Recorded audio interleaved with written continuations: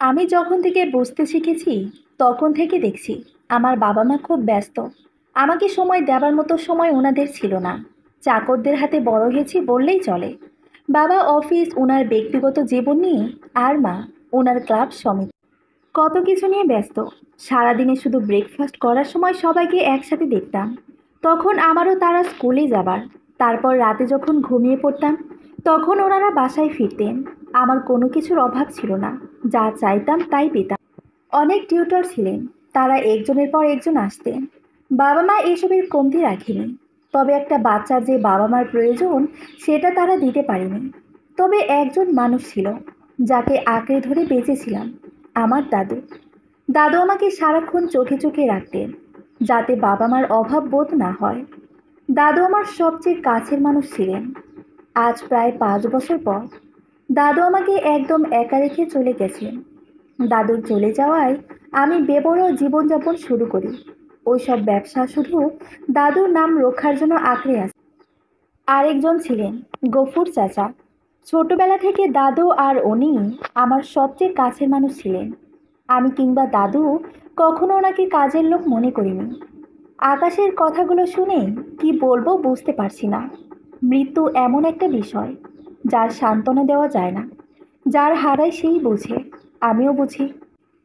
আকাশের বাসায় শুধু ওর দাদুর ছবি কেন সেটা এখন বুঝতে পারছি। কিন্তু ওর বাবা মা, আপনার বাবা মাও কি?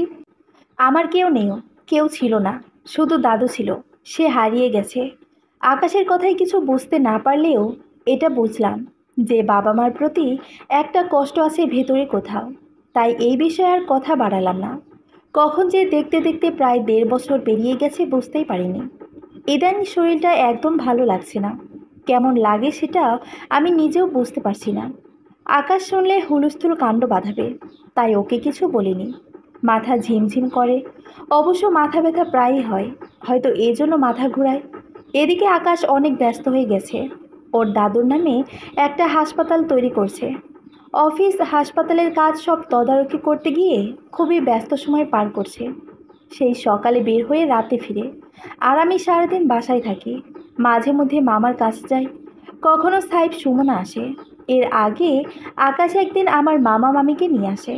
আমি এত খুশি হয়েছিলাম ওনাদের দেখে, কারণ আমি ভাবতে পারিনি আকাশ ওনাদের নিয়ে আসবেন।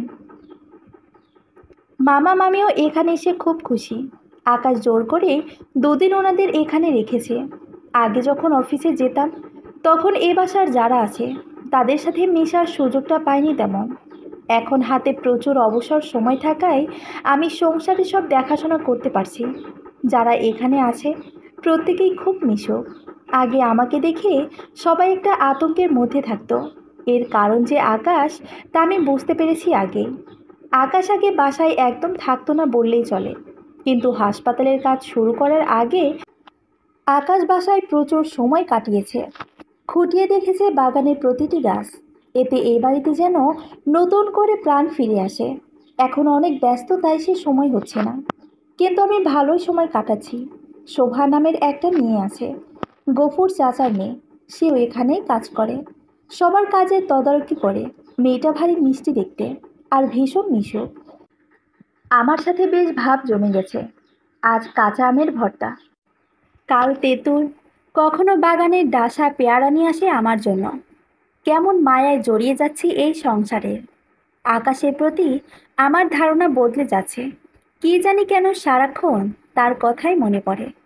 আমি কি আকাশের প্রেমে পড়ে যাচ্ছি? কী সব চিন্তা করছি আমি। আকাশকে বাধ্য হয়ে বিয়ে করেছি, না আকাশ আমায় ভালোবাসে, না আমি আকাশকে।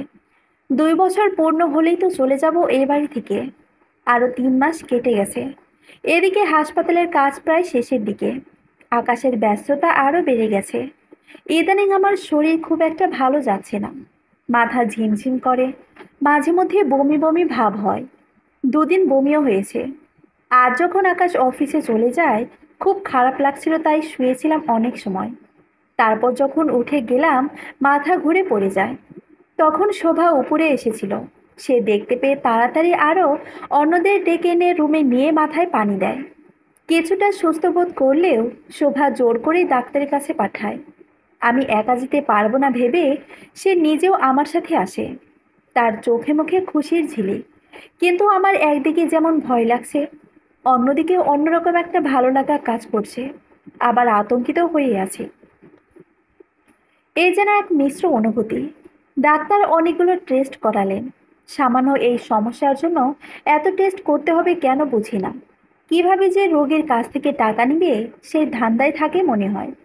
এসব মনে মনে ভেবে বিরক্ত হচ্ছি।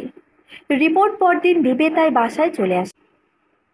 সন্ধ্যায় আকাশ বাসায় ফিরে এসে দেখে আমি বিছানায় শুয়ে আছি। এই সন্ধ্যায় শুয়ে আছো কেন? শরীর খারাপ? না, মাথাটা ধরে আছে। তাই রেডি হও, এক্ষুনি ডাক্তারের কাছে যাব। আমি যে ডাক্তারের কাছে গিয়েছিলাম সেটা ওকে জানানো যাবে না।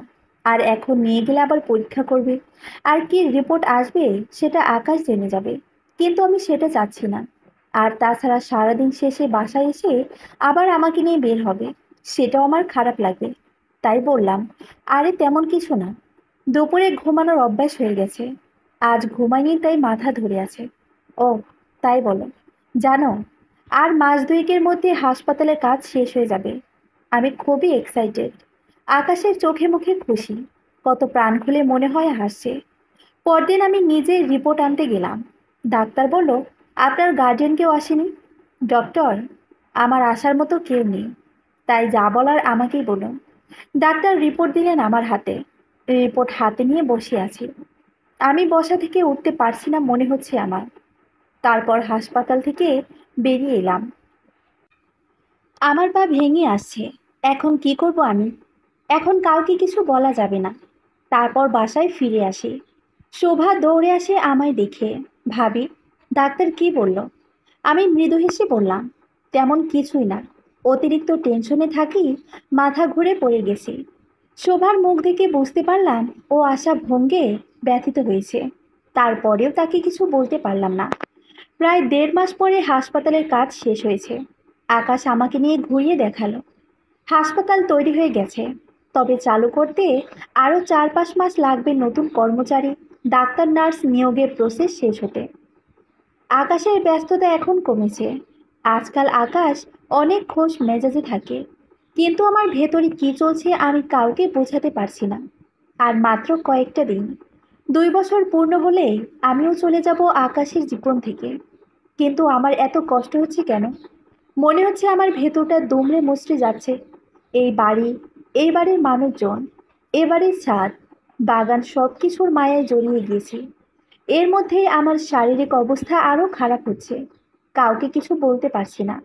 আকাশের ব্যস্ততা এখন অনেকটা কম হওয়ায় বাসায় থাকতে পারছি অনেক সময়।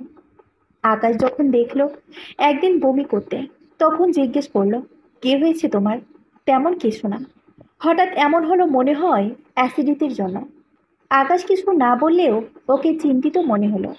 এরপরে একদিন আকাশ আমাকে নিয়ে বের হতে চাইছে, কিন্তু আমার প্রচণ্ড মাথা ঘোরাচ্ছে, যে যাওয়া সম্ভব হয়নি। ক্লান্তিতে হাত পা ভেঙে আসছে আমার।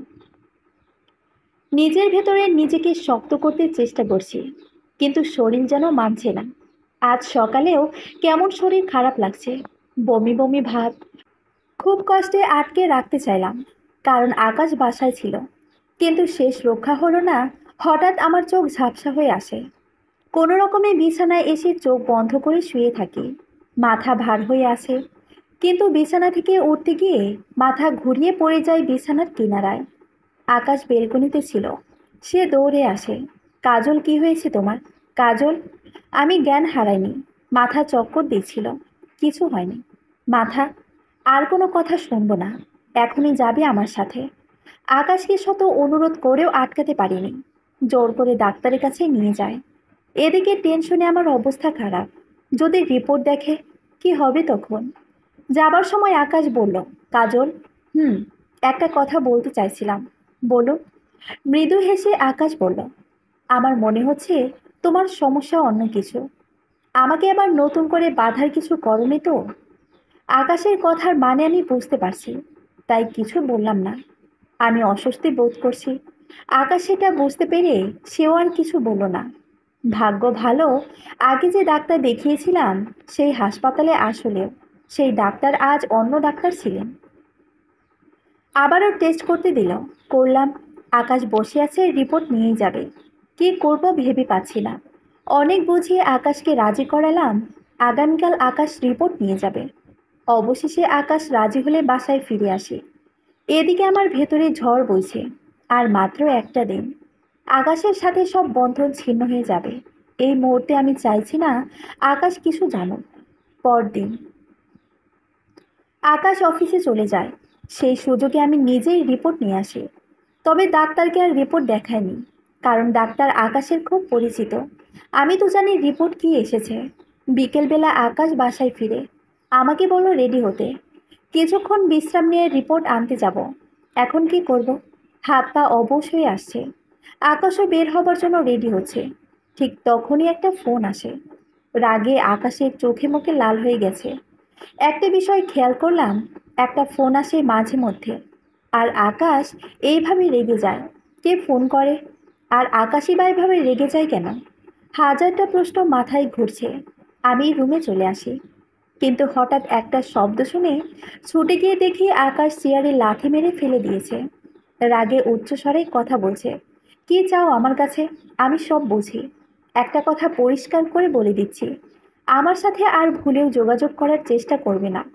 দাদু আমাকে যা যা দিয়ে গেছেন তার কানাকড়িও তোমাদের দিব না। সব ভুলে যাও কিভাবে তোমরা? ওই মহিলা দাদুকে কম কষ্ট দেয়নি। কি বললে? মা? হ্যাঁ মা। আরে ওই মহিলা আমাকে ঠিকমতো খেতেও দিত না। কোথায় ছিলে তুমি তখন? আমাকে আর কখনো ফোন দিবে না। তোমাদের উদ্দেশ্য আমি জানি। যোগাযোগ করতে চাইলে খুব খারাপ হবে। মোবাইলটা ছুঁড়ে ফেলে আকাশ কান্নায় ভেঙে পড়ে। আমি কাছে গিয়ে ওর পিঠে হাত রাখি। আমাকে মা দেখায়, বাবার দায়িত্ব দেখায়। আরে স্বার্থপরগুলো আমার দাদুর সম্পত্তির জন্য ফোন করে আমাকে। মা, সারাক্ষণ এ বাড়িতে অশান্তি লেগেই থাকতো। আমি যখন ক্লাস 8-এ পড়ি তখন ওনাদের ডিভোর্স হয়ে যায়। একটাবার আমার কথা ভাবলো না। আমার মা আমাকে ফেলে অন্য একটা লোককে বিয়ে করে দেশ ছেড়ে যায়। আর বাবা ওনার প্রেমিকাকে বিয়ে করেন। আমি স্কুলে যেতে পারতাম না, বাসা থেকে বের হতাম না। বন্ধু বান্ধবেরা হাসাহাসি করতো, পিছনে তো বলতোই, সামনেও অনেক কিছু বলতো। স্কুল ছেড়ে দিতে চাইলাম, শুধু দাদুর জন্য পারলাম না। বাবা ওই মহিলাকে নিয়ে আসে। তখন দাদু অসুস্থ হয়ে পড়েন। ওই মহিলা দাদুকে ঠিকমতো ওষুধও এনে দেয়নি, খাবার দেয়নি। বাবা এসবের কোনো খোঁজ রাখেনি। গফুর চাচা না থাকলে দাদু তখনই মারা যেতেন। খাবার খেতে একটু দেরি হলেই আমার সামনে থেকে খাবার নিয়ে যেত। আমি সবার শেষে স্কুলে যেতাম, সবার পিছনে বসতাম। ছুটি হলে সবার আগে স্কুল ছাড়তাম, শুধু লজ্জায়। দাদু যখন সুস্থ হয়ে ওঠেন, উইল করে সব কিছু আমার নামে করে দেন আর বাবাকে ত্যায্যপুত্র করেন। ওনাদের অনেক আছে, অনেক থাকার পরেও দাদু আমাকে যা দিয়েছেন সেটা নেবার জন্য এখন বাবার দায়িত্ব ফলাতে আসে। সব স্বার্থপর, সব। কাউকে চায় না আমার। আমি রাতে একা ফুপিয়ে ফুপিয়ে কাঁদতাম। আকাশ, শান্ত হন আপনি। তুমি এখানে কি করছো? চলে যাও। তুমিও চলে যাও আমার সামনে থেকে। কাউকে চায় না আমার, কাউকে না। কেউ নেই আমার। চলে যাও। আকাশ নিজেই বের হয়ে চলে যায়। আমি রাস্তায় হাঁটছি। ভোরে ঘুম থেকে উঠে আমি আকাশের বাড়ি থেকে বেরিয়ে আসি। আকাশ অনেক রাতে বাসায় ফিরেছে, এখনো ঘুমাচ্ছে আর আমি রাস্তায়। আকাশের যে 2 বছরের চুক্তি ছিল সেটা শেষ হয়েছে গতকাল। আজ আমি দায়বদ্ধ নই। আকাশ মানুষটা একদম অন্যরকম। অনেক কষ্ট পুষে রেখেছে মনে। আমার প্রতি যতটা অনুভূতি আর কিছুটা আমি আজ করতে পেরেছি। আমি চলে যাচ্ছি। আকাশ আরও একা হয়ে যাবে, কিন্তু আমার কি করার আছে? কিচ্ছু করার নেই। আমি নিজেই নিয়তির হাতের পুতুল। সাইফকে ফোন দিয়েছি। সাইফ, তুই একটু আসতে পারবি এখন? কোথায় আপু? আমি বের হয়েছি, রাস্তায় আছি। তুই আয়। কেন আপু, কি হয়েছে? কিছু হয়নি, তুই চলে আয় তাড়াতাড়ি। আচ্ছা আমি আসছি। কোথায় আসবো বলো? আমি সাইফকে লোকেশন বললাম। একা যেতে ভরসা পাচ্ছি না। সাইফ আসতে এত দেরি করছে কেন? আমি একা গাড়িতে উঠবো না, হাত পা অসাড় হয়ে আসছে। এদিকে আকাশ ঘুম থেকে ওঠে, কিন্তু আমাকে কোথাও খুঁজে পায় না। শেষ পর্যন্ত দারোয়ান জানায় আমি খুব ভোরে বের হয়েছি। কোথায় যাব এত সকালে আকাশ ভেবে পাচ্ছে না। রুমে আবার যখন আসলো তখন ছোট চিরকুট চোখে পড়ল। আকাশ, আপনাকে অনেক ধন্যবাদ। আপনি অনেক কিছু করেছেন আমার পরিবারের জন্য। গতকাল আপনার 2 বছর পূর্ণ হয়েছে। আমিও কথা রেখেছি। 2 বছর আপনার প্রতিটি কথা মেনে চলেছি। চলে যাচ্ছি আমি, কিন্তু মনে হয় আপনার বাড়ির মায়ায় জড়িয়ে গেছি। কিন্তু যেতে তো হবেই। ভালো থাকবেন। কাজল। আকাশের চোখে পানি। এভাবে চলে যাব ভাবিনি আকাশ। এখন আকাশ ভাবছে নিশ্চয়ই মামার বাসায় যাব আমি। অনেকক্ষণ স্তব্ধ হয়ে বসে থাকার পর মনে পড়ল রিপোর্ট আনা হয়নি। সাথে সাথেই সেখানে চলে যায়। গতকাল রিপোর্ট নেবার কথা ছিল। স্যার, আপনার ওয়াইফ কাল সকালে রিপোর্ট নিয়ে গেছেন। নিয়ে গেছে? এমন সময় সেই ডাক্তারও যাচ্ছিলেন এদিক দিয়ে। আরে আকাশ সাহেব, আপনার ওয়াইফের রিপোর্টগুলো দেখালেন না? তখন হাসপাতালের লোকটা বলল, স্যার, ওনার ওয়াইফ কাল রিপোর্ট নিয়ে গেছেন, কিন্তু উনি এখন রিপোর্ট নিতে আসছেন। ডাক্তারকে খুব চিন্তিত মনে হলো। আপনার ওয়াইফ কোথায়? আকাশ একটু ইতস্তভাবে বলল, ওর বাড়িতে চলে গেছে। আমাকে কিছু জানায়নি। একটু ফ্যামিলি প্রবলেম। ডাক্তার বুঝতে পারলেন। বললেন, আসুন আমার সাথে। তারপর প্যাথোলজিতে গিয়ে খোঁজ করলেন। গত পরশু একজন পেশেন্ট ছিলেন, কাজল নাম। একটু সার্চ করে দেখবেন। স্যার, ফোন নাম্বারটা বলুন। আকাশের ফোন নাম্বার দেবার আগেই আমার নিজের নাম্বার দিয়েছিলাম, তাই আকাশ আমার নাম্বারটা দিল। জি স্যার, উনি 2 মাস আগেও এই টেস্টগুলো করিয়েছিলেন। ডক্টর আলতাফ নবী প্রেসক্রাইবডে। ডক্টর আলতাফ নবী, একটা কপি দিন প্লিজ। It's urgent. কপি দিলেন তারা। হাসপাতালের সব রেকর্ড করে রাখা হয়। সব রোগীর রিপোর্ট 1 বছর পর্যন্ত সংরক্ষণ করা হয়। পরের বছর নতুন করে আবার করা হয়। ধন্যবাদ। ডাক্তারের মুখ আরও গম্ভীর হয়ে গেছে। আকাশ সাহেব, একটু কষ্ট করে আসুন আমার সাথে। আপনার সাথে দীর্ঘদিনের পরিচয় আমার, তাই ব্যক্তিগত পরিচয় থেকেই আপনার জন্য খোঁজ নিচ্ছি। আসুন, ডক্টর আলতাফ নবীর সাথে দেখা করতে হবে। ডক্টর আলতাফ নবীকে কাজল কেন দেখালো? উনি কিসের ডাক্তার? উনি একজন নিউরোলজিস্ট। নিউরোলজিস্ট? কিন্তু ডাক্তার। প্লিজ আসুন আমার সাথে। আকাশ ডাক্তারের সাথে ডক্টর আলতাফ নবীর চেম্বারে যায়। স্যার, এই রিপোর্টগুলো দেখেন। কাজল নামের একটা মেয়ে। 2 মাস আগে আপনি এই টেস্টগুলো করিয়েছিলেন। ডক্টর আলতাফ নবীর রিপোর্টগুলো হাতে নিয়ে বললেন, হ্যাঁ, আমি করিয়েছিলাম। আমার মনে আছে মেয়েটার কথা। কেন জানেন? মেয়েটা বলেছিল ওর কেউ নেই, তাই রিপোর্টগুলো ওর হাতেই দিতে হলো। মেয়েটার রিপোর্ট হাতে অনেক সময় এখানে বসেছিল। তারপর সেই যে গেছে আর আসেনি। আমার প্রায় মনে হয় মেয়েটার কথা। খুব খারাপ লাগে। আকাশ কিছুই বুঝতে পারছে না। কি বলছে এইসব ডাক্তার? ডক্টর, কেউ হয়েছে বলুন আমাকে। রিপোর্ট কি এসেছে? আপনি কে? মেয়েটার পরিচিত কেউ? স্যার, উনি আকাশ চৌধুরী, মেয়েটার হাজব্যান্ড। হাজব্যান্ড? কিন্তু মেয়েটা যে বলল। I C. ডক্টর, প্লিজ বলুন কি হয়েছে। আমার খুব টেনশন হচ্ছে। প্লিজ বলুন। ডাক্তার সাহেব একটু সময় চুপ থেকে বললেন, দেখুন আকাশ সাহেব, আমরা ডাক্তার। এ ধরনের কিছু বলতে আমাদেরও খারাপ লাগে, কিন্তু কি করব বলুন। আপনার নিজেকে শক্ত রাখতে হবে। প্লিজ ডক্টর, বলুন কি হয়েছে। আপনার ওয়াইফের যে লক্ষণগুলো ছিল, মাথা ধরে থাকতো, কখনো খুব ব্যথা করতো, মাথা ঘুরতো, বমি বমি ভাব, হাত পা অসাড় হয়ে আসতো, এইসব দেখে উনি মনে করেছিলেন প্রেগনেন্সি, তাই অন্য একজন ডাক্তার দেখান। ওই ডাক্তার সব শুনে সাথে সাথে আমার কাছে রেফার করে। আমি সব টেস্ট করিয়েছি। এইসব লক্ষণ, তারপর চোখে ঝাপসা দেখা, সব কিছু আসলে প্রেগনেন্সির জন্য নয়। ডাক্তার আরও একটু সময় নিয়ে বললেন, আপনার ওয়াইফের ব্রেন টিউমার। দীর্ঘদিন ধরে সমস্যাগুলো হয়ে আসছে, কিন্তু উনি পাত্তা দেননি। আকাশের পায়ের নিচ থেকে মনে হচ্ছে মাটি সরে গেছে। ডাক্তারের চেম্বারে কান্না শুরু করে। প্লিজ, নিজেকে শক্ত রাখুন। আপনি ভেঙে পড়লে আপনার স্ত্রীকে কে সান্ত্বনা দিবে? আকাশ সাহেব, আপনি যখন ওনাকে নিয়ে এসেছিলেন, তখন আমারও এমন সন্দেহ হয়েছিল, তাই এতগুলো টেস্ট করিয়েছি, আর তাই স্যারের কাছে নিয়ে এলাম। আকাশ কান্না ভেজা কণ্ঠে বলল, স্যার, আমি তাকে কি সান্ত্বনা দেব? সে গত 2 মাস এই খবর গোপন রেখেছে, কাউকে বোঝাতেও দেয়নি। আকাশ ব্রেন ও স্পাইনাল সার্জন ডক্টর আলতাফ নবীর সাথে কথা বলে বেরিয়ে আসে। সবাই কেন তাকে ছেড়ে চলে যায়?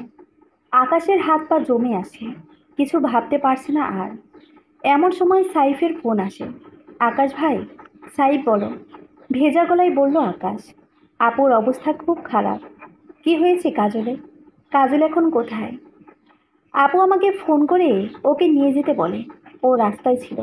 বাসায় নিয়ে যাওয়ার পর থেকেই বমি হয়েছে কয়েকবার, তারপর অজ্ঞান হয়ে গেছে। আমি হাসপাতালে নিয়ে আসছি, আপনি তাড়াতাড়ি আসুন। কোন হাসপাতাল? সাইফ হাসপাতালের নাম বলে ফোন রেখে দেয়। এক মুহূর্ত দেরি না করে হাসপাতালে ছুটে আসে আকাশ। এসে ডাক্তারের সাথে কথা বলে সবচেয়ে ভালো হাসপাতালে ইমার্জেন্সি ট্রান্সফার করায়। আমার জ্ঞান ফিরেছে। হাসপাতালে আছি বুঝতে দেরি হয়নি। একটু পর সাইফ আসলো। ওর চোখ দুটো দিয়ে পানি ঝরছে, বারবার চোখের পানি মুছে। কি রে, কাঁদছিস কেন? আমি এখন ভালো আছি, কান্না করার কি হলো? আপু, তুমি এমন কেন? সারা জীবন অন্যের কথা ভেবেই গেলে। কি হয়েছে তোর? কিছু হয়নি আমার। সাইফ বেরিয়ে যায় কেবিন থেকে। পৃথিবীটা এত নিষ্ঠুর কেন? কেন প্রিয়জনদের ছেড়ে এভাবে চলে যেতে হয়? আমার শরীর যখন খারাপ ছিল ভেবেছিলাম আমি কনসিভ করেছি, কিন্তু যখন রিপোর্ট হাতে পাই আমার পায়ের নিচে থেকে মাটি সরে গেছে। ডাক্তারের চেম্বারে অনেক সময় ধরে বসেছিলাম। আমার বুঝি এটা বাকি ছিল। আমি জানি আকাশ আমাকে কতটা ভালোবাসে, আমাকে আঁকড়ে বাঁচতে চেয়েছে, কিন্তু আমার কিছু করার ছিল না। শুধু শুধু ওকে আর কষ্ট দিতে চায় না, এভাবে চলে এসেছি। আসলে কি করা উচিত আমি বুঝতে পারছিলাম না। আমার কাছে কোনো যুক্তি কাজ করছে না। রিপোর্টের কথা কাকে বলতাম? মামার বাসায় বলে ওনাদের কষ্ট দিতে চায়নি। আর আকাশ এত কষ্ট পুষে আছে, কি করে নিজের কথা বলে ওর কষ্ট বাড়িয়ে দেই? আমি ভাবতাম আমার কষ্ট আকাশ বোঝে না, কিন্তু তার মনে এই পাহাড় বয়ে বেড়াচ্ছে কে জানতো। তাই চাইনি রিপোর্ট ওর হাতে পড়ুক। কিন্তু এখন যদি এখানে টেস্ট করায় তবে সবাই জেনে যাবে। এমন সময় আকাশ কেবিনে ঢুকে। ওকে দেখে আমি অবাক হইনি। নিশ্চয়ই সাহেব খবর দিয়েছে। আকাশের লাল চোখ দুটো ফুলে গেছে। আস্তে আস্তে আমার কাছে এসে বসলো। আকাশের অবস্থা দেখে ভীষণ কষ্ট লাগছে আমার। ওর দিকে তাকাতে পারছি না। আকাশ আমার হাতটা নিজের হাতের মুঠো নিয়ে বলে, এভাবে ফাঁকি দিতে চেয়েছিলে কেন কাজল? একটাবার আমাকে জানানোর প্রয়োজন মনে হয়নি তোমার? আমার চোখ দিয়ে পানি ঝরছে। আকাশও অঝরে কেঁদে যাচ্ছে। তারপর চোখ মুছে বলল, কিচ্ছু হবে না তোমার। আমি ডাক্তারের সাথে কথা বলেছি, তুমি একদম চিন্তা করবে না, সব ঠিক হয়ে যাবে। আমার এত কষ্ট হচ্ছে যে মুখ দিয়ে কোনো কথা আসছে না। একজন নার্স এসে একটা ইঞ্জেকশন দিয়ে যায়। আকাশ আমার মাথায় হাত বুলিয়ে দিচ্ছে। আমি চোখ বন্ধ করে আছি। আমার চোখে ঘুম নেমে আসে। মামা, মামি, সুমনা, সাইড সবাই এসেছে হাসপাতালে। মামা তো কাঁদতে কাঁদতে অস্থির হয়ে গেছেন। শুধু বলছেন, আল্লাহ তুমি আমাকে নিয়ে যাও, আমার মেয়েটারে রক্ষা করো।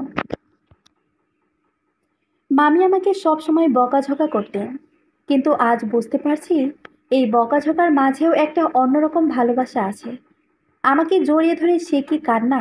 মা গো, তোকে কত কষ্ট দিছি, আর তুই কিনা করেছিস আমাদের জন্য। তোর কিচ্ছু হবে না দেখিস। আমি নামাজ পড়ে আল্লাহর কাছে দোয়া করব, তুই ভালো হয়ে যাবি রে মা। মামা মামিকে কাঁদতে দেখে আমারও ভীষণ কান্না পাচ্ছে। সুমনা বলছে, আপু তোমার কিচ্ছু হবে না, তুমি একদম সুস্থ হয়ে যাবে। কিন্তু চোখের পানি ধরে রাখতে পারছে না সুমনা। আচ্ছা, তোমরা এভাবে কান্নাকাটি করলে আমার ভালো লাগবে বলো? একদম কাঁদবে না, ইনশাল্লাহ আমি সুস্থ হয়ে যাব। কয়েকজন ডাক্তারের সাথে আকাশ আসলো। এত লোক কেবিনে অ্যালাউ করা যায় না, তবুও মামা মামিদের আমার অনুরোধে অ্যালাউ করেছে। কিন্তু আর বেশি সময় থাকতে দিলেন না। সবাই বিদায় নিয়ে বাইরে চলে যায়। আকাশের মুখের দিকে তাকানো যাচ্ছে না। ডাক্তার চলে গেছে। আকাশ আমার কাছে বসে আছে, কোনো কথা বলছে না। আকাশ, হুম, খুব টেনশন হচ্ছে। আমি সুস্থ হয়ে যাব, চিন্তা করবেন না। আকাশ আমার দিকে তাকিয়ে মৃদু হাসার চেষ্টা করলো, কিন্তু আমি ঝাপসা চোখেও স্পষ্ট দেখতে পেলাম চোখ দুটো জলে ভরে আছে। আকাশ আমার হাত ধরে বসে আছে। সারাক্ষণ আকাশ আমার কাছে কাছে থাকছে। রাতে আকাশ সুমনা থাকে এখানে, সাইফ সকালে আসে, সেই রাত পর্যন্ত থাকে। দুদিন হয়ে গেছে। এর মধ্যে শোভা এসেছিল দুবার। মেয়েটা কান্নার জন্য কোনো কথা বলতে পারেনি। আকাশ সাইফ সব দৌড়াদৌড়ি করছে, এই ওষুধ এটা সেটা আনতে। আমাকে নিয়ে যাচ্ছে, বিভিন্ন টেস্ট করাচ্ছে। আকাশ ডাক্তারের সাথে কথা বলতে গেল। আকাশ সাহেব, সব রিপোর্ট আমরা হাতে পেয়ে বোর্ড মিটিং করেছি। আপনি ওনাকে দেশের বাইরে নিতে যাচ্ছেন ঠিক আছে, কিন্তু আমরা অ্যালাউ করছি না রোগীর অবস্থা দেখে। ওনাকে নিয়ে যাওয়া এখন রিস্ক। ডক্টর, আপনারা যেভাবে হোক ওকে সুস্থ করে দিলুন। যা লাগে তাই ব্যবস্থা করুন।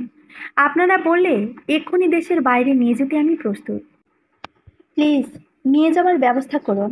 আপনি শান্ত হন মিস্টার আকাশ। আপনাকে রোগীর অবস্থা বুঝতে হবে।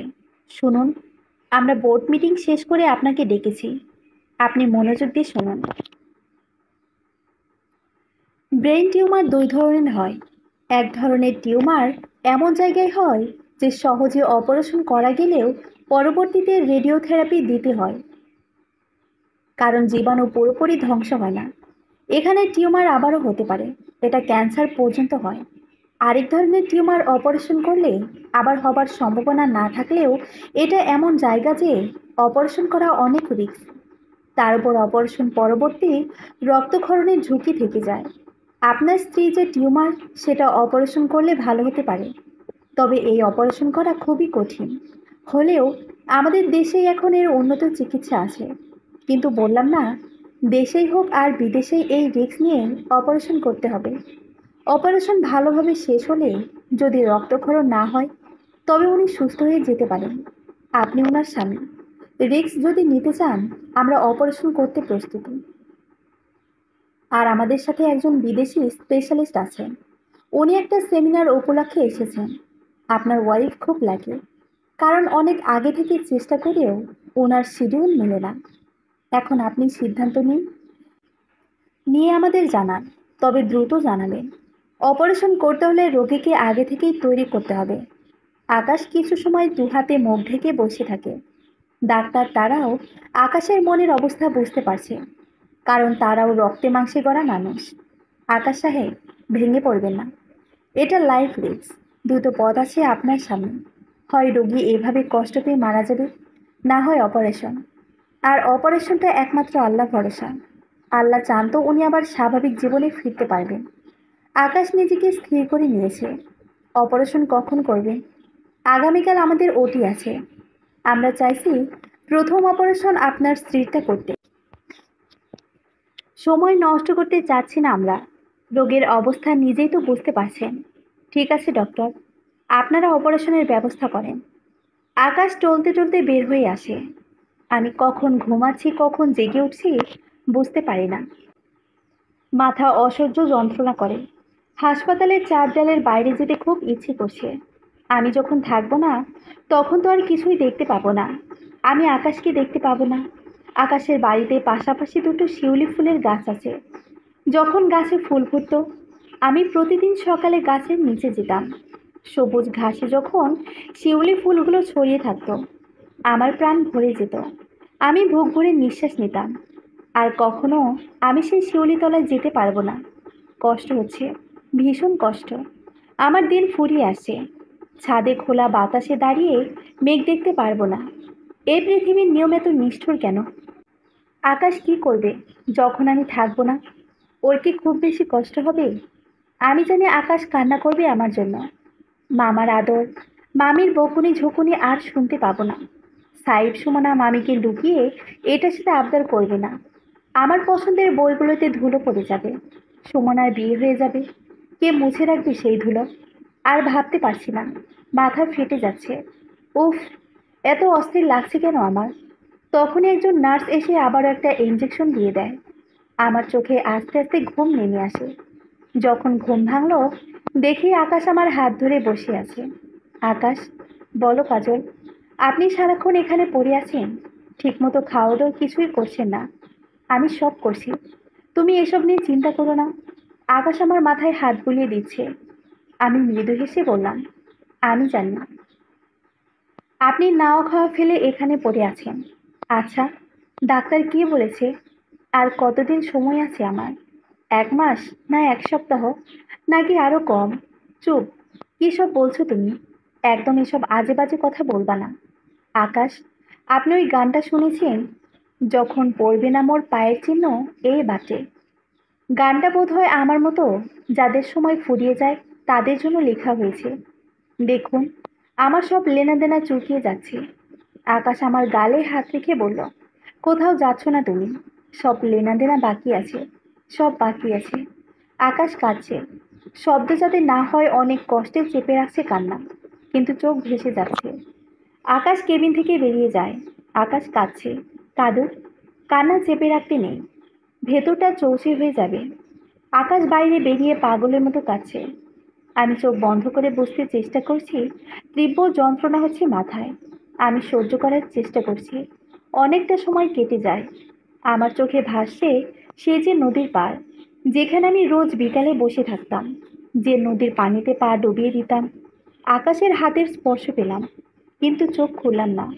আমার কষ্ট হয় চোখ খুলে রাখতে। জানেন, আমাদের বাড়ির পাশে একটা বড় নদী ছিল। খুব ইচ্ছে করতো প্রতিদিন একটাবার সাঁতার কেটে নদী পার হয়ে ওপারে যায়, কিন্তু আমি যে সাঁতার জানি না। বাবার কড়া নিষেধ ছিল যাতে পানিতে না নামি, আর আমি সাঁতার জানি না, তাই পানিতে নামতেও ভয় লাগতো। প্রতিদিন নদীর পানিতে পা ভিজিয়ে বসে বসে দেখতাম। আমার কথা বলতে খুব কষ্ট হচ্ছে, তবুও ইচ্ছে করছে আকাশের সাথে কথা বলতে। হয়তো আর কখনো সুযোগ পাবো না, কিন্তু যা বলতে চাইছি সে কথাটাই বলা হচ্ছে না। সুমনা ফুপিয়ে ফুপিয়ে কাঁদছে, আমি শুনতে পাচ্ছি, কিন্তু কিছু বলিনি ওকে। কাঁদু। আকাশ আমার হাতটা ধরে বসে আছে। পাগল লোক একটা, যতক্ষণ আমার কাছে থাকে আমার হাত ধরে বসে থাকে, যেন হাতটা ছাড়লেই আমি অতল গহ্বরে তলিয়ে যাব। আসলেই তলিয়ে যাচ্ছি একটু একটু করে। দিন ফুরিয়ে আসছে আমার। আকাশ বুঝতে পারছে আমার কথা বলতে খুব কষ্ট হচ্ছে, কথা জড়িয়ে আসছে মুখে। তুমি কথা বলো না, চুপ করে শুয়ে থাকো। আমি তোমার পাশে বসে আছি, তুমি ঘুমাতে চেষ্টা করো। আমি চেষ্টা করছি ঘুমাতে, কিন্তু ভীষণ যন্ত্রণা করছে মাথায়। এদিকে ওষুধ খাওয়ানোর সময় হয়েছে। নার্স এসে ওষুধ দিল। আকাশ আমাকে ওষুধ খাইয়ে দেয়। আর কথা বলতে পারছি না, কথা জড়িয়ে যাচ্ছে মুখে, তাই চুপ করে আছি। কখন যেন ঘুমিয়ে পড়লাম। যখন ঘুম ভেঙে যায়, দেখি আজকেও মামা মামি এসেছেন। দুজনে আমার পাশে বসে আছেন। মামা সামনে হুইল চেয়ারে, আর মামি আমার হাত ধরে আমার সিটে বসে আছে আর বারবার চোখ মোছেন। আজ বেশি কথা বলেনি আমার সাথে। যাবার সময় আমার কপালে মামি একটা চুমু দিয়ে যান। আমার চোখে পানি চলে আসে। মামিকে এই প্রথম এভাবে জড়িয়ে ধরলাম। মামিও ধরে রাখলেন ওনার বুকের সাথে মিশিয়ে। মনে হচ্ছে কত বছর পরে মায়ের স্পর্শ পেলাম। মামা মামি চলে গেছেন, আকাশ এখানেই ছিল। কাছে এসে বসে হাত ধরল। সে যেন একটা মুহূর্তের জন্য আমার হাত ছাড়াতে চাইছে না। কাজল। হুম। কিছু সময় চুপ করে থেকে আকাশ বলল, কাল সকালে তোমার অপারেশন। আমার অজান্তেই একটা দীর্ঘশ্বাস বাতাসে মিলিয়ে যায়। আরও দুই একটা কি সময় পেতাম না আকাশ? অপারেশন করে কি হবে? করলে তো সেই সময়টুকু পাবো না। অপারেশন করলে তুমি ভালো হয়ে যাবে। আকাশের কথা শুনে মৃদু হেসে বললাম, আর যদি? বাক্যটা সম্পূর্ণ করলাম না। সব কিছু তো পূর্ণতা পায় না, অনেক কিছুই অসম্পূর্ণ থেকে যায়। এই বাক্যটাও অসম্পূর্ণ থাকুক। আহা জীবন, এর জন্য কচু পাতায় টলমল করা পানি একটু এদিক ওদিক হলেই ঝরে পড়বে। আকাশ আজ অনেক বেশি চুপচাপ, হয়তো ভয় পাচ্ছে। পাছে ওর মুখের কথায় ওর ভয়, আশঙ্কা আমার কাছে প্রকাশ হয়ে যায়। নয়তো কিছু বলার মতো খুঁজে পাচ্ছি না। দুপুর গড়িয়ে যাচ্ছে। দুপুরে কি ওষুধ পাল্টে দিয়েছে? অপারেশনের জন্য প্রস্তুত করা হচ্ছে আগে থেকে। আমার এখন যেন কোনো অনুভূতি কাজ করছে না। জানি অপারেশন টেবিলেই হয়তো আমি মারা যাব, কিন্তু এখন কেন জানি অনুভূতিগুলো কেমন অসাড় হয়ে গেছে। আকাশ সুমনাকে বলল, সুমনা, তুমি বাসায় গিয়ে ফ্রেশ হয়ে আসো। সাইব সন্ধ্যায় তোমাকে নিয়ে আসবে। আকাশের গাড়িতেই সুমনাকে বাসায় পাঠালো। এখন শুধু আকাশ আমার কাছে। আমি জানি আকাশ সুমনাকে কেন পাঠিয়েছে। আকাশ চাইছে এখনো একা কিছুটা সময় শুধু আমার কাছে থাকতে। আকাশ আমার হাতে ওর মুখ চেপে ধরে আছে। কাজল। হুম। তোমার চোখ দুটো ভীষণ সুন্দর। এই প্রথম আকাশের মুখ থেকে এই কথাটা শুনলাম। যেদিন অফিসে জয়েন করেছিলে সেদিন তোমার চোখের মায়ায় পড়ে যায়। আমার আশেপাশে এত মেয়ে ছিল, কিন্তু কেন জানি তোমার চোখ দুটো আমার মনে দাগ কেটে গেছে।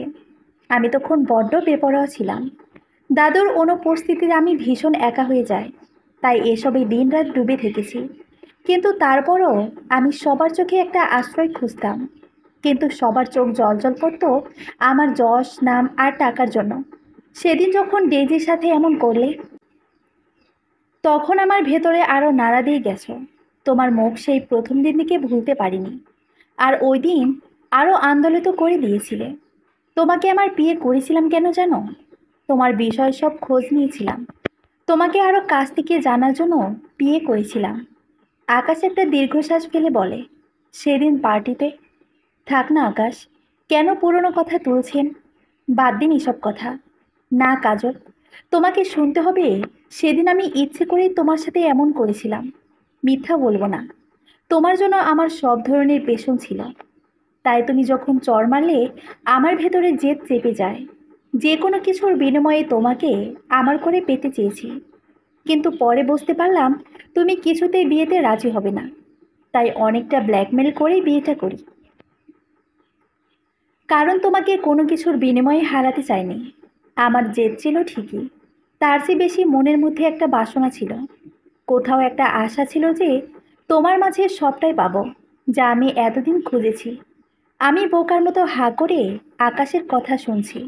তারপর বললাম, এই জন্যই বুঝি 2 বছরের জন্য বিয়ে করেছিলেন? আকাশ মৃদু হেসে বলে, তোমার কি মনে হয় এত কাঠখড় পুড়িয়েছি 2 বছরের জন্য? আমি বলেছি আর তুমি সিরিয়াসলি নিয়ে বিশ্বাস করেছো। এটা দেখে আমি খুব মজা পাচ্ছিলাম। আর সত্যিটা জানাইনি আরও একটা কারণ আছে। আমি চেয়েছিলাম তোমার মনের কাছাকাছি যেতে। তুমি আমাকে অনেক খারাপ ভাবতে, আর ভাববেই বা না কেন, আমি এমনই ছিলাম। কিন্তু বিশ্বাস করো, আমি আমার জন্য একটা আশ্রয় চেয়েছি তোমার মধ্যে। আমার কোনো কিছুর অভাব ছিল না, নারী বাড়ি গাড়ি। কিন্তু আমার নিজের একটা মানুষ ছিল না, যাকে আঁকড়ে ধরে বাঁচব। আকাশের কথা শুনে আমার চোখ দিয়ে অঝরে পানি ঝরছে। কিছুতেই আটকে রাখতে পারছি না। এতদিন তো বলেননি, বলার সুযোগ হয়ে ওঠেনি, আর বলতে ইচ্ছে করলেও করিনি। চেয়েছিলাম 2 বছর পরে যখন তুমি এই কথা তুলবে, তখন বলবো। তবে আজ কেন বললেন? আজ বলতে ইচ্ছে করেছে তাই? ভয় পাচ্ছেন যদি কখনো আর বলতে না পারি? না কাজল, ভয় পাচ্ছি না। শুধু তোমার মনের জোর হতে চাইছি, তাই বললাম।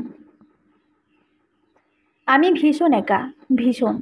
তোমার বাবা মা ছিল, সুন্দর একটা শৈশব ছিল। কিন্তু আমার সবাই থেকেও আমি একা। আমার শৈশব চিড়িয়াখানার বন্দি জন্তুর মতো ছিল। বাবা মা যখন ঝগড়া করতো, আমি ভয়ে জড়সড় হয়ে যেতাম। আমাকে কেউ বুঝতে চায়নি। দেখো না, আমার নিজের বাবা মাই ফেলে। তোমার জন্য আমার সব বদলে গেছে। প্রথম দিকে জেদের বসে অনেক রাগ ব্যবহার করেছি, কিন্তু পরে নিজেই গিল্টি ফিল করতাম। তোমার কাছে যাবার হাজারটা বাহানা খুঁজতাম। 7 সাগরের পানি বুঝি আজ দুজনের চোখ দিয়ে ঝরে পড়বে। কতটা সময় পাবো জানি না। হয়তো এটাই শেষ কথা, আকাশের সাথে শেষ কথা। চোখ মুছে আকাশ বলল, মাঝরাতে ঘুমের ভান করে তোমাকে জড়িয়ে ধরতাম, যাতে তুমি বুঝতে না পারো। আসলে আমি তোমার শরীরে ঘ্রাণ নিতে চাইতাম। জড়িয়ে ধরলে মনে হয় ফাঁকা জায়গাটা পূর্ণ হয়েছে। আকাশ কান্নায় ভেঙে পড়ে। আমি কি বলে সান্ত্বনা দেব আকাশকে? এ কেমন নিয়তি! আকাশ চোখ মুছতে মুছতে বলল, বলো, একটাবার আমাকে জড়িয়ে ধরবেন? আমাকে ওর বুকের মধ্যে শক্ত করে জড়িয়ে ধরে। যদি পারত, হয়তো বুক ছিঁড়ে ভেতরে রেখে দিত। আকাশের কান্না বোধহয় ভাত ভেঙে গেছে।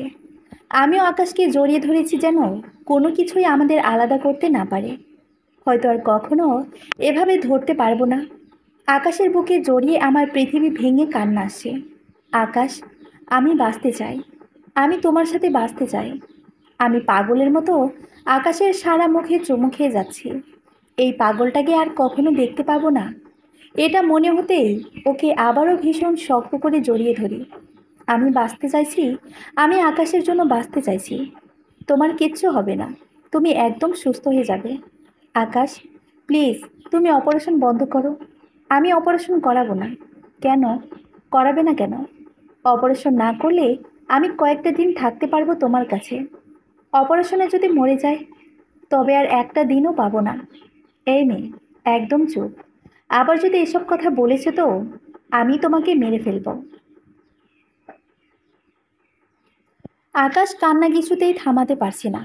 এদিকে আমার মাথায় প্রচণ্ড যন্ত্রণা শুরু হয়েছে। আকাশ, ভীষণ ভালোবাসি তোমায়, অনেক বেশি। আর কোনো কথা নয়।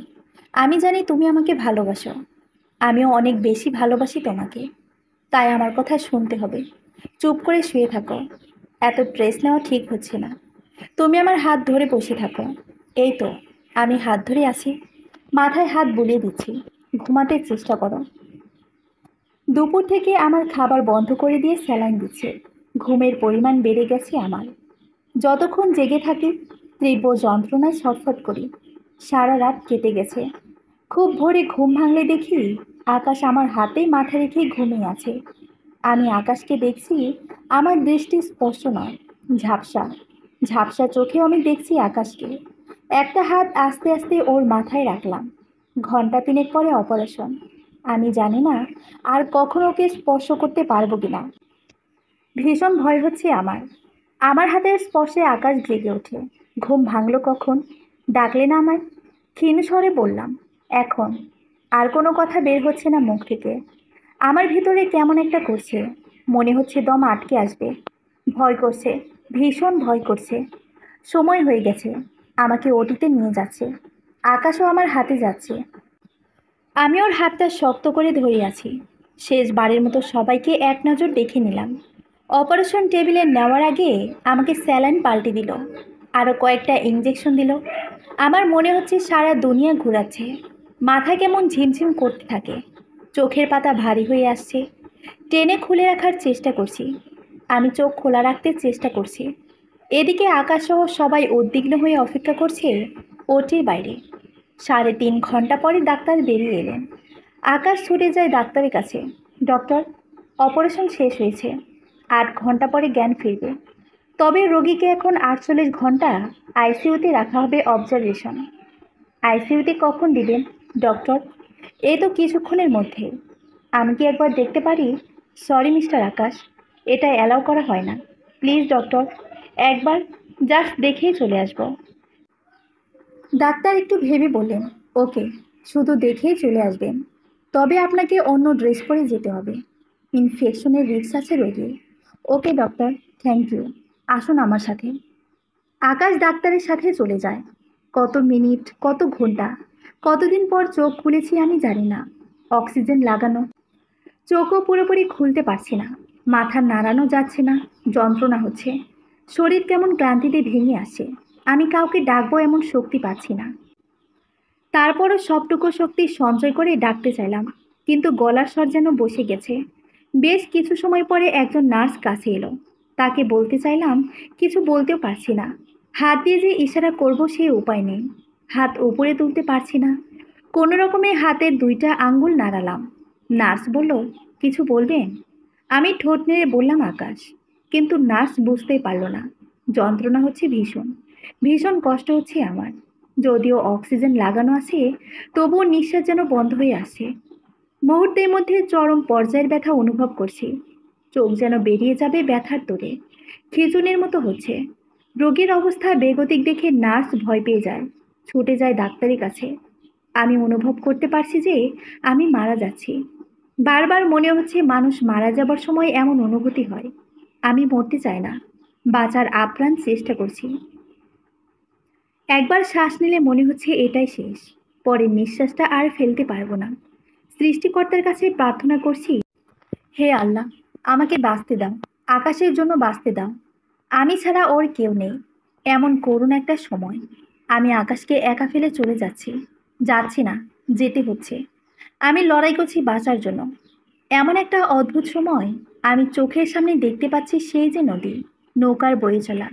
একটার পর একটা ঢেউ আসতে পড়ার শব্দ আমার কানে আসে। আমি স্পষ্ট দেখতে পাচ্ছি আমার মা রান্নাঘরে রান্না করছে। বারান্দায় বাবার সাথে ছোট্ট একটা মেয়ে খিলখিল করে হাসছে। আমি অবাক হয়ে দেখছি, এই মেয়েটা আমি। নদী দূরে সরে যাচ্ছে, ক্রমশ দূরে সরে যাচ্ছে। আমার মা বাবা, বাবার সাথে খিলখিল করে হাসা মেয়েটা, আমার চিরচেনা আঙ্গিনা ক্রমশ দূরে সরে যাচ্ছে। নাকি আমি সরে যাচ্ছি? এবার আমি বুঝতে পারছি বাঁচার সব চেষ্টা বৃথা। আমি ক্লান্ত হয়ে গেছি। অসহ্য যন্ত্রণার মাঝেও এমন ভীষণ হয়। হঠাৎ আমি নিজেকে দেখতে পাই শুনশান নীরব এক অন্ধকার প্রান্তরে। খোলা প্রান্তরে শুধু অন্ধকার। এই অন্ধকারেও হালকা হালকা দেখা যাচ্ছে চারদিক। কোথাও কেউ নেই। ভয় পাচ্ছি আমি, ভীষণ ভয়। আমি কি মারা গেছি? মৃত্যুর পরে এখানে আনা হয়েছে? কে কথা বলছে? হঠাৎ করে এত মানুষের আওয়াজ, কোলাহল। কে আমার নাম ধরে ডাকলো? মামা? না, ওই তো সুমনা ডাকছে। কিন্তু কোথায়? আকাশ ডাকছে, বাবা মা কথা বলছে, সবাই কথা বলছে। এত মানুষের কোলাহল, কিন্তু আমি কাউকে দেখতে পাচ্ছি না কেন? তোমরা কোথায়? আমাকে নিয়ে যাও। আমি গলা ফাটিয়ে ডাকছি, কিন্তু ওই তো, এইখানে দেখা যাচ্ছে। আমি ছুটে যাই, মুখ থুবড়ে পড়ে গেছি। না, এখানে কেউ নেই, কেউ ছিল না। কিন্তু সবার কথা শুনতে পাচ্ছি এই অন্ধকার খোলা ময়দানে। এ কি? শব্দগুলো মিলিয়ে যাচ্ছে, আর কোনো শব্দ আওয়াজ শোনা যাচ্ছে না। সব ক্ষীণ হয়ে গেছে। আবার সেই নীরবতা। মাঠের শেষ প্রান্তে একটা ঘন জঙ্গলের মতো দেখতে পাচ্ছি। এটা কি? জঙ্গল নয়, এটা কোনো প্রাচীর মনে হচ্ছে। কিসের প্রাচীর? কি আছে প্রাচীরের ওই পাশে? হঠাৎ অদৃশ্য একটা শক্তি আমাকে ঘিরে ফেলে, আমাকে টেনে নিয়ে যাচ্ছে। আমি যেতে চাইছি না। আমি স্পষ্ট দেখতে পাচ্ছি একটা ঝলমলে আলো সেই প্রাচীরের গায়ে, যেন একটা ফটো আমাকে সেখানে নিয়ে যাচ্ছে। হে আল্লাহ, তুমি আমাকে একটা সুযোগ দাও, একটাবার বাঁচার সুযোগ দাও। এই প্রাচীর পেরিয়ে গেলে আর কোনোদিন ফিরতে পারবো না এই পাশে। আমার সমস্ত শক্তি দিয়ে মাটি আঁকড়ে ধরে থাকতে চাইলাম, সব ব্যর্থ হয়ে গেল। আমি ফটকের ঠিক সামনে। ভীষণ অভিমান হলো। কার ওপর জানি না। নিতে চাও আমায়? বেশ, নিয়ে যাও। ঠিক এই মুহূর্তে আমার না কোনো ব্যথা করছে, না কোনো যন্ত্রণা, না কোনো অনুভূতি। এক সেকেন্ডের জন্য সব থমকে গেছে, সাথে আমিও। আমার চোখ জোড়া বন্ধ হয়ে গেল। রোগীর অবস্থা খারাপ হচ্ছে দেখে নার্স ভয় পেয়ে ডাক্তার ডেকে আনে। ডাক্তার ছুটে আসে। অপারেশন পরবর্তী সংকট। রোগীর জ্ঞান ফেরার সাথে সাথে অপারেশনের ঝুঁকি সামলাতে পারছে না। শারীরিক অবস্থা কিছুতেই পেরে উঠছে না। রোগীর শ্বাসকষ্ট হচ্ছে। ডাক্তাররা ছোটাছুটি শুরু করলো। আকাশ আইসিইউর বাইরে বসে আছে। ডাক্তার যেতে দেখে জিজ্ঞেস করছিল, কি হয়েছে ডাক্তার? কিছু বলেনি। তাড়াতাড়ি রোগীর কাছে গেলেন। পরে ডাক্তারের ছোটাছুটি দেখে আকাশ বুঝতে বাকি রইল না যে কাজলের অবস্থা ভালো নয়। ডক্টর, কি হয়েছে আমাকে বলুন। কাজল কেমন আছে? দেখুন, একটু আগেই জ্ঞান ফিরেছে। আকাশ খুশি হয়ে বলল, আমি দেখা করতে পারি? সরি, জ্ঞান ফিরেছে ঠিক, কিন্তু কিন্তু কি ডক্টর? অপারেশন পরবর্তী কিছু ঝুঁকি থেকে যায়। এই ধাক্কা সামলানো রোগীর পক্ষে কঠিন। অপারেশনের পর একটা অস্বস্তি, আর অপারেশনের জায়গায় ব্যথা, এটা জ্ঞান ফেরার পরে সাথে সাথে তীব্র হয়ে যায়। রোগীকে এটা সামলে নিতে হয়। এখন যদি এই অবস্থায় রক্তক্ষরণ হয়, তবে রোগী মারাও। আমরা আবারও ঘুমের ইঞ্জেকশন, আরও কিছু মেডিসিন দিয়েছি। এখন শুধু অপেক্ষা করতে হবে কখন জ্ঞান ফিরে। কারণ ওনার খুব ধকল গেছে যে। এটা খুবই আশঙ্কাজনক।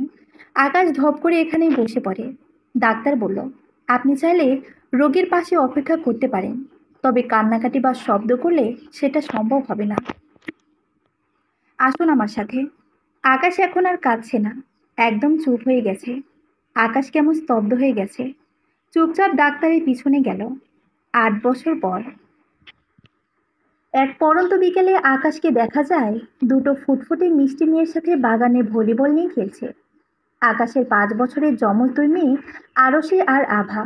আকাশের স্ত্রী বাগানের চেয়ারে বসে ল্যাপটপে কিছু কাজ করছে, সম্ভবত কিছু লিখছে। জীবন থেমে থাকে না। নানা উত্থান পতনের আবর্তনে জীবন চলে জীবনের নিয়মে। তেমনি সুখ দুঃখের পালা চলতেই থাকে, সময়ে কিংবা অসময়ে। প্রিয়জনকে হারানো আশঙ্কা বা হারানোর কষ্ট কোনো কিছুর বিনিময়ে ভুলানো যায় না। এই ক্ষত সহ্য করা সত্যি ভীষণ কঠিন। কিন্তু সময় সময় আমাদের অনেক কিছু সহ্য করার অভ্যাস হয়ে যায়। তবু আমরা চাই না কেউ হারিয়ে যাক। জীবনচক্রে অনেক অনাকাঙ্ক্ষিত ঘটনার সম্মুখীন হতে হয়। নিয়তির বিধান মেনে নেওয়া ছাড়া কিছুই করার থাকে না। প্রিয়জনকে হারানোর ভয় বড্ডই বেশি হয়।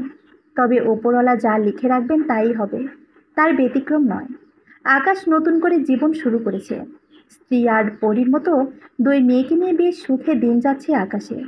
দুই মেয়ে বায়না ধরলো আইসক্রিম খাবে। তাদের বাবাকে রাজি করানোর জন্য দুইজন দুই পাশ থেকে গলায় জড়িয়ে ধরে বলছে, সোনা বাবা না তুমি, তুমি তো আমাদের বেস্ট পাপা। শুধু আজকেই আইসক্রিম খাবো, প্লিজ পাপা, চলো না, প্লিজ প্লিজ। মেয়েরা যখন কিছু বায়না করে তখন আকাশকে সোনা বাবা ডাকে। আকাশ বেশ উপভোগ করে, তাই আরও কিছু সময় রাজি না হবার অভিনয় করে। শেষ পর্যন্ত রাজি হয়। কিন্তু তোদের আম্মু কি রাজি হবে? তুমি রাজি করাবে? ওরে বাবা, আমি নেই। পাপা, তুমিও কি আম্মুকে ভয় পাও? বেচারা আকাশ। 5 বছরের মেয়ে দুটোও জেনে গেছে আকাশ চৌধুরী বউকে ভয় পায়। মুচকি হেসে বলে, ভয় পাবো না। দেখিস না, আমরা খেললেই চেঁচামেচি করে, গোছানোর সব কিছু নাকি নষ্ট করে ফেলি। আমার কানের পোকা মরে যায়। বাবা মেয়েদের কথার ভঙ্গি সুবিধার মনে হচ্ছে না। মেয়ে দুটো মুখ চেপে হাসছে। আকাশের স্ত্রী সেটা আর চোখে খেয়াল করছে। লাইন ধরে 3জন এসে হাজির আকাশের স্ত্রীর কাছে। কি চাই? আইসক্রিম। হবে না, প্লিজ একবার। নো, প্লিজ আম্মু। আম্মু চলো না, অনেকদিন বাইরে যায় না একসাথে। সামার ভেকেশন চলে যাচ্ছে, পরশুও বের হয়েছিলাম, মাঝখানে একটা দিন গেছে মাত্র। বাচ্চারা এতে করে বলছে প্লিজ চলো না। আমারও খুব ইচ্ছে করছে আজ এক জায়গায় যেতে। কোথায়? আগে চলোই না, পরে দেখবে। আইসক্রিম খেতে খেতে যাব সবাই। হুম, যাও রেডি হয়ে নাও। আরশি আর আভা খুশিতে লাফাচ্ছে। আকাশ ওদিকে ভেতরে যাচ্ছে। আকাশের স্ত্রী তখনও লিখছে। আকাশ ফিরে দেখে ওর স্ত্রী ওঠার নাম নেই। এই কাজল, তাড়াতাড়ি আসো না, বিকেল গড়িয়ে যাচ্ছে। হুম, এই তো আসছি, লেখাটা শেষ করেই। প্রায় শেষ। 5 মিনিট প্লিজ। ওকে, তাড়াতাড়ি। কিন্তু আকাশ মেয়েদের নিয়ে ভেতরে যায়। কিন্তু কাজল কি লেখছে চলুন দেখে আসি।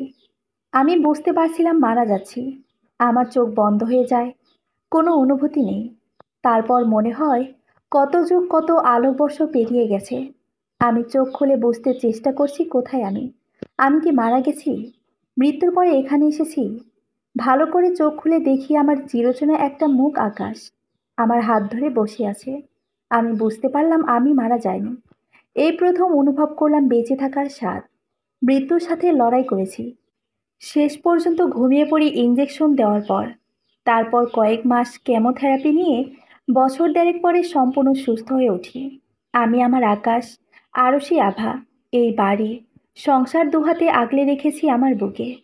আকাশ আর আমি দুজন দুজনের রক্ষা কবচ। একটা মুহূর্ত তাকে ছাড়া অন্য কিছু আমার ভাবনায় নেই। মেয়ে দুটো আমাদের চোখের মণি। একদিন আমাদের মেয়েরা বড় হবে, ওদের বিয়ে দেব। আমি আর আকাশ বুড়ো হব। আকাশের চুলে পাক ধরবে, হয়তো মুখ ভর্তি দাড়ি থাকবে। কেমন দেখাবে আকাশকে? আমরা দুজন বুড়ো বুড়ি মিলে বসে বসে পুরনো স্মৃতি আওড়াবো।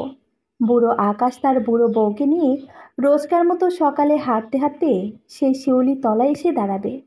যখন ফুলে ফুলে ছেয়ে থাকবে আকাশ, কিছু ফুল কুড়িয়ে আমার আঁচলে দিবে। সমাপ্ত। ছোট্ট একটা বাস্তব ঘটনা। 2017 সাল। একটা মেয়ে হঠাৎ ভীষণ অসুস্থ হয়ে পড়ে। তীব্র মাথা ব্যথা। 1 সপ্তাহের মধ্যে চোখ ঝাপসা থেকে ঝাপসা হয়ে যায়। অনেক ডাক্তার কারণ খুঁজে পায় না। শেষ পর্যন্ত এক ডাক্তার জানায় মেয়েটার ব্রেন টিউমার। পরিবারে কেউ মেয়েটাকে জানায় না, কিন্তু মেয়েটা জেনে যায়। তখন মেয়েটার মনের অবস্থা কি কেউ অনুমান করতে পারেন?